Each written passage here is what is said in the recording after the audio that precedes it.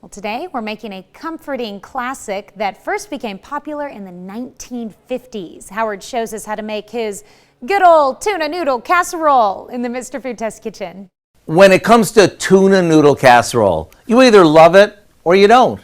Since I grew up on it, I think of it as a comfort food, right alongside meatloaf, pot roast, and spaghetti. When it first became popular in the 1950s, it was known as the dish that anyone with a can opener could make. Today, however, there are many variations that turn this basic casserole into something really special, like the easy one we're making today. We start by cooking some egg noodles according to the package instructions and draining them really well. Meanwhile, we combine some mushroom soup with some milk. Once that's mixed, we add some canned tuna, frozen peas, and a little salt and pepper.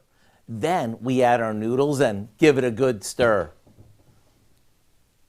For extra richness, we add in some Swiss cheese and melted butter. Just before we pop it in the oven, we top it with some crispy, crunchy fried onions. Once it's bubbling hot, get ready to experience lots of comforting goodness. If you're still on the fence about whether you should make this or not, I say you give it a try. This version may just win you over.